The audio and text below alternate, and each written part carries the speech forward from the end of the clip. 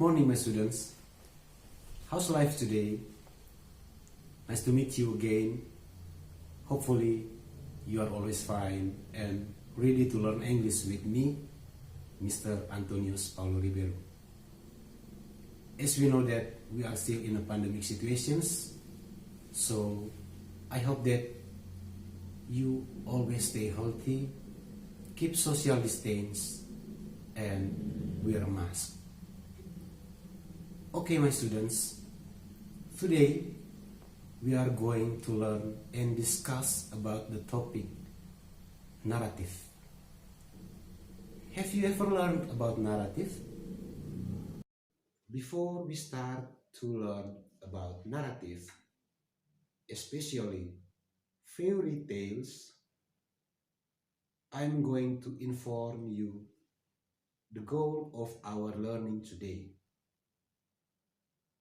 The first goal is you are able to identify the structure and language features in narrative text. The second goal, you are able to identify the use of verbs, irregular or regular, in past form. The third,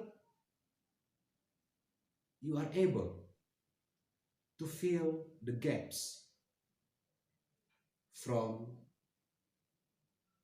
a certain narrative text. We start from the definitions of narrative. Narrative is a type of text to tell a story in a sequence of events. The purpose of the text is to amuse the readers about a story. There are some types of narrative as follows: fairy tales, mystery, science fictions, romance, fable, and many more. Let's move to the generic structure of the narrative text. Narrative text has 4 generic structure. That is orientation. It is about the opening paragraph where the characters of the story are introduced. Who is the characters? Where is the place when it is happened? And what is happened? The second one is complication. Complication tells about the problems in the story developed. The third one is resolution. In this part, the problem of the story is solved. And the last one, reorientation. It is optional because in this part we are going to get the moral or the lessons from the story. Okay, my students, now I will give you an example of narrative text that is fairy tale.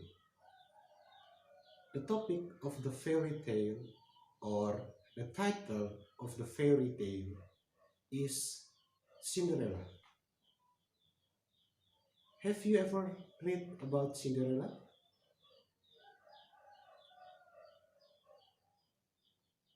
While you are listening to me,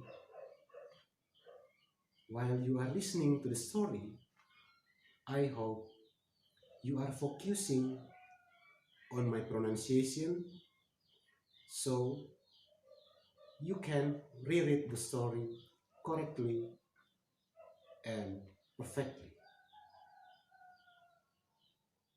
Let us start now. Once upon a time, there was a beautiful girl called Cinderella. She lived with her stepsisters and stepmother.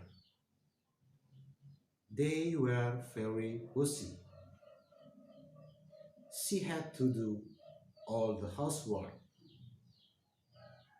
One day, an invitation to the ball came to the family.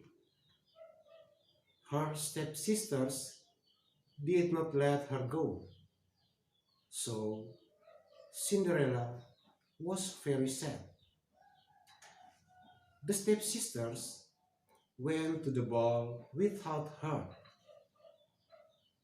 Fortunately, the good fairy came and helped her to get to the ball. At the ball, Cinderella danced with the prince. The prince fell in love with her. Then he married her. They lived happily ever after.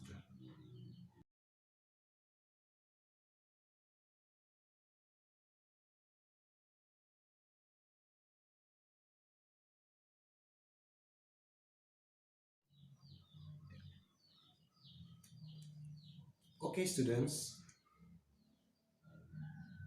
now we are going to analyze the structure of the text Cinderella. As I have explained to you before, the structure of the narrative text consists of three main parts: orientation, complication, and resolution. Here is the structure of the text. Orientation.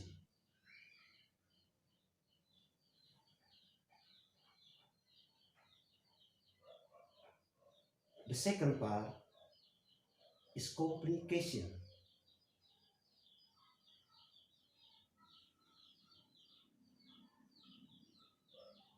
And the last part is the resolution.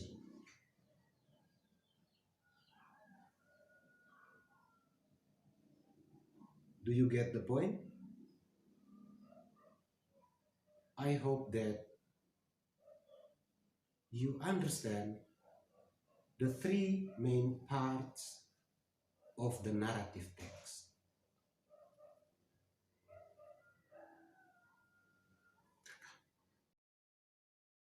Okay, students, now I will give you some questions based on the story Cinderella. I'm going to check your comprehensions about the story. Questions number 1. Who are the characters of the story? Questions number 2. When did the story happen? Questions number 3. Where did the story happen? Questions number 4. Can you identify the use of verbs in the form of past tense? And questions number 5.